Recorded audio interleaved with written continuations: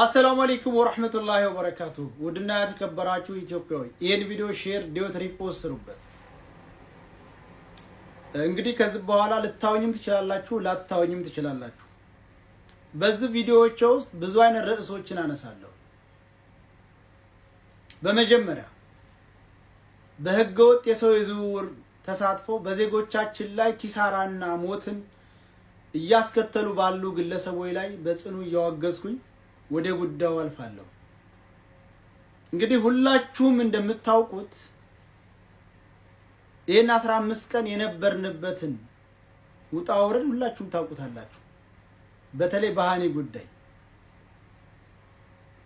ምግብ ሳንበላ ውሃ ሳንጠጣ ስራ ሳንሰራ እንቅልፍ ሳንተኛ ሰውነታችን ቢጫ እየሆነ እቺ ትክክለኛ መሞቷን የሚያረጋግጥ መረጃ ሳይኖራቸው ለቤተሰቦቻቸው ሙታለይ ብለው ባወጁ የህገወጥ የሰው አዘዋዋሪ ደላላዎች ላይ ትልቅ ተጽዕኖና እንዲሁም እነዚህ ግለሰቦች ቀርበው በህግ ተጠያቂ እንዲሆኑ ጥያቄ ስናቀርብ ቆይተናል።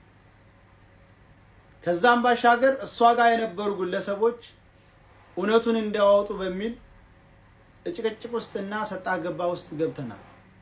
ለምሳሌ እንደ ገጠር ላይ ያለ ወንድማችን አይተሃል ወይም አላየህም እውነቱን ንገረን አትንገረን በሚል እሱም ደግሞ አንደዚህ ሌላ አይነት ቃል ሁለተኛ ደግሞ ሌላ የተለየ ቃል በመናገሩ እውነቱን ንገረን በሚል ተጽዕኖ አድርሰናል። በዛም ደግሞ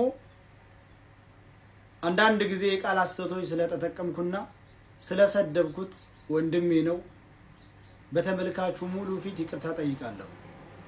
ሁለተኛው እኔ እነሱ ጋር ነበርኩ አይቻለሁ ያለ ስሜ ሐሚድ ነኝ ያለ ግለሰብ በሶሻል ሚዲያ ማን እንደፖስተው ባላውቅም ሲንሸራሸር አይቼ በቀጥታ የልጁን ቁጥር በማፈላለግ ቁጥሩን ታገኘው በኋላ እሱ ላይ ደውዬ እውነት አይደለም በማለት እውነቴን ነው ብሎ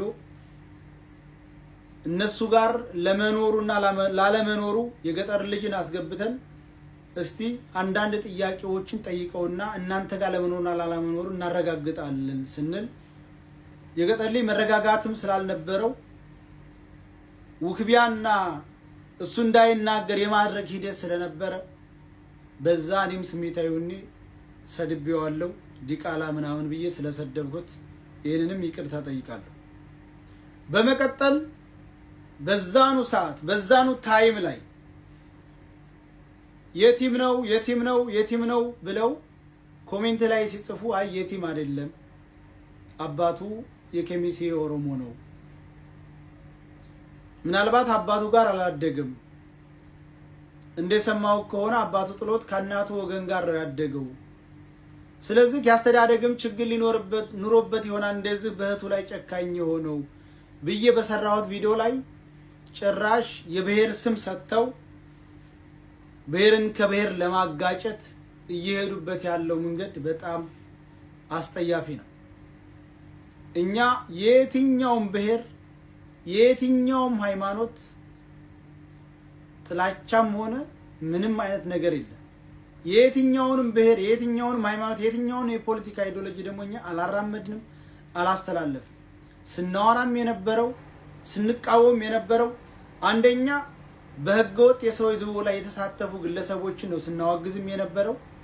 ሁለተኛ በዛ መንገድ ላይ አሁንም ለመንጣት ያሰቡ ዜጎች መንገዱ ምን ያክል አስከፊና አሰቃቂ ህይወትን የሚቀጥፍ መንገድ እንደሆነ ተጠንቅቀው በህጋዊ መንገድ ወደሚሄዱበት መንገድ ምርጫቸውንም ህጋዊ እንዳደርጉ ለወገኖቻችን ለተከታው ሙሉ ስንመክር ነበር።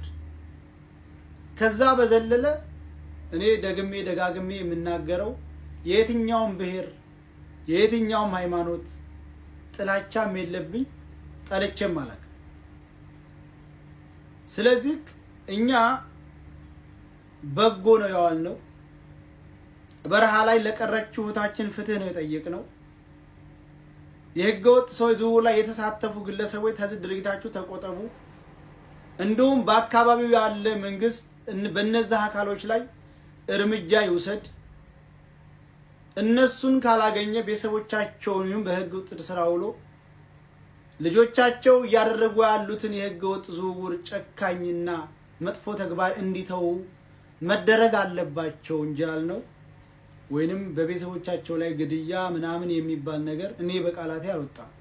ሁሉም ሰው እንደሚያውቀው በቁጥጥር ስር ያዋሉ ቤተሰቦቻቸው ከማለት የዘለለ እንደሚባለው አጥፋቸው ብሏል ምን ብሏል የሚባል ብዬም አላቅ ልልም አልችልም። አሁንም በህገወጥ የሰው ዝውውር ላይ የተሰማሩ ግለሰቦችን መንግስት አድኖ በቁጥጥር ስር አውሎ የዜጎችን በህገወጥ መንገድ እየሄዱ በየባህሩ ያሳ ቀለብ በየመንገዱ በየጫካው ያለቁ ያሉ ወገኖች ጉዳዩን እንዲቆም ማድረግ እንዲችል ትልቅ ፍንጭ ሰተናል እንጂ በምንም ነገር ሌላ ጥፋት የለብንም። እኛ በዋልነው በጎ ስራ በጠየቅነው መንገድ ላይ ያላግባብ እየተደፈሩ ያላግባብ እየተገደሉ ያላግባብ እየሞቱ ላሉ ወገኖች ፍትህ እንጂ የጠየቅነው ሌላ ምንም ነገር አላልንም።